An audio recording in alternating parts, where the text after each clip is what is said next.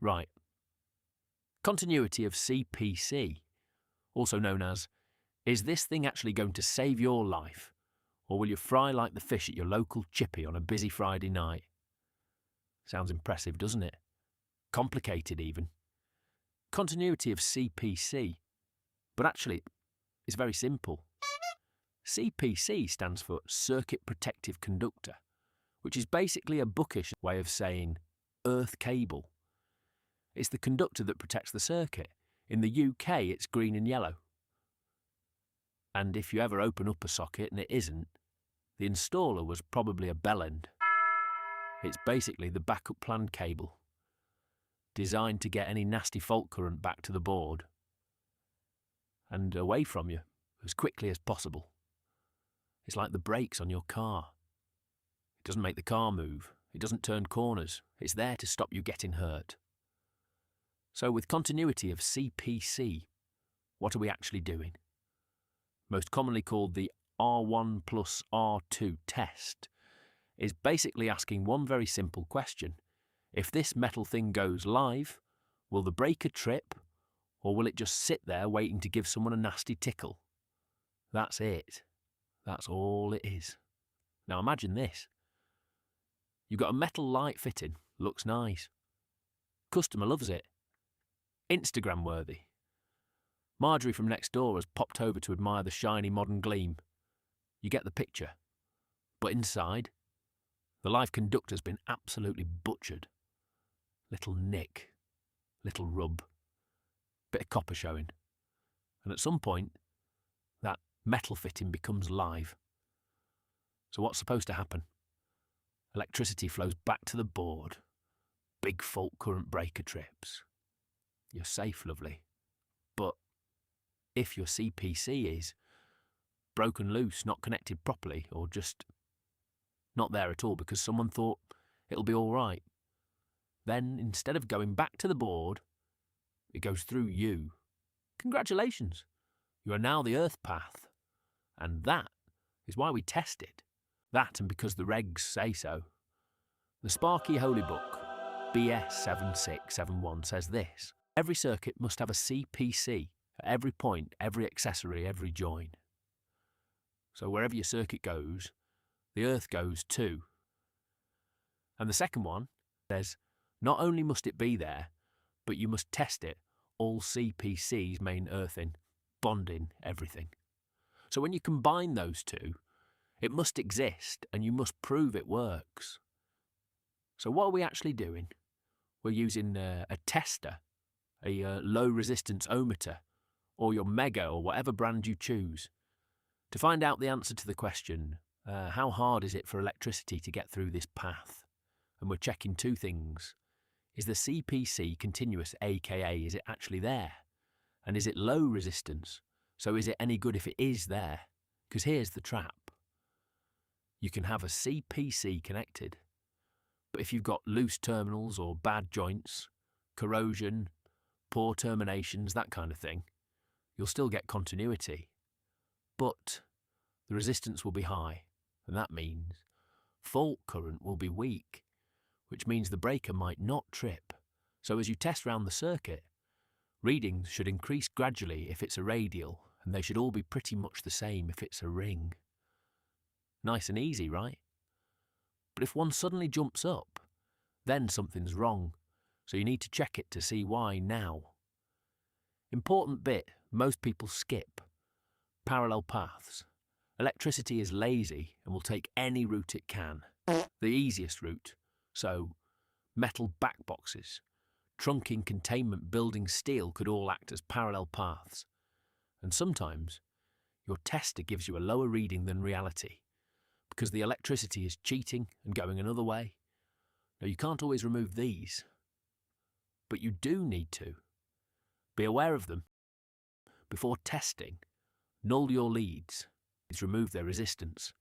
Otherwise, your readings are wrong before you even start. Modern testers do this automatically, but don't assume. Check it. R1, R2 is a dead test. No power whatsoever. New install, easy. It should be dead anyways. Existing install, isolate it properly. Lock off the breaker, follow safe isolation. A bit of tape over the fucking thing doesn't really cut it. People do it, but personally, for the sake of a few seconds effort, I'd just lock it off. What's worse? A bit of extra effort or the smell of your insides frying? Method 1, R1 plus R2, main method. At the board, link line and CPC together, then go round the circuit, test between line and earth. What you're measuring is, out on the line, back through the CPC. So effectively, the full loop of the fault path inside the installation, record the highest reading that gets put down in your test sheet as your R1 plus R2. Now this method is great because you can also confirm polarity and kill two birds with one stone. Not only are you proving the CPC is there, you're also proving the line conductor is where it's supposed to be. Because a light that works isn't necessarily a safe light. Wire a switch into the neutral instead of the line and everything can look fine. Right up until Dave changes a lamp and discovers electricity the exciting way. So, flick switches. Check switching is online. Confirm connections. Be aware of LED drivers, dimmers, smart switches, and the like when you are testing, as these can break the line path when dead. So the solution is test neutral to CPC instead. This gives RN plus R2. Still valid. Still proves continuity. Perfectly acceptable. Method 2. Instead of using the line, use a long lead. One end, CPC at the board. Other end, walk around testing, CPC only. So now you're measuring just the earth path. Further away, higher resistance. Furthest point, highest reading. That's your R2. The limitations compared to R1 plus R2 are no polarity confirmation. It's more affected by parallel paths. And you can't calculate ZS, but it's sometimes easier and quicker and can be great for awkward installs. Why this all matters is because this links directly to ZS, which is your earth fault loop impedance, and jotted down in the formula. ZS equals Z, E plus, R1 plus R2. Now don't panic, it's actually really simple. ZE is the resistance of the fault path outside your installation. So we're talking the supply cable, the network, the transformer, all the bits owned by the DNO. Basically, everything before the electricity gets to your house.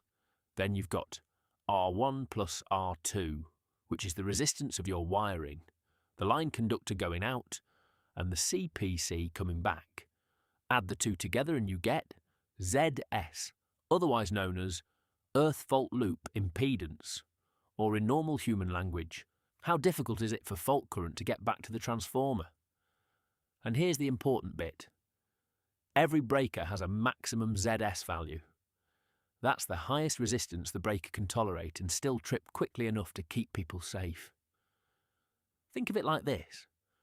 The breaker isn't sat there counting amps.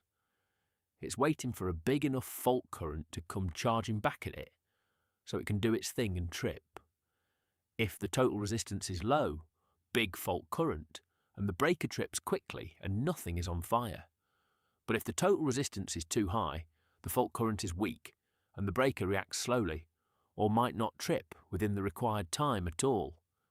The bigger the fault current, and the faster the breaker trips, so therefore the safer the installation. That's why we bother measuring R1 plus R2 in the first place, because that little reading on your tester eventually contributes to the final ZS value, and that ZS value determines whether the breaker saves your arse, or sits there doing absolutely fuck all, while the metal fitting you're touching is live. So your R1 plus R2 reading isn't just a number, it feeds into whether someone is safe. If you like the content, please subscribe. And if there is anything else you would like, feel free to drop it in the comments and I'll get to work. Well done for getting through it. You are officially not a moron.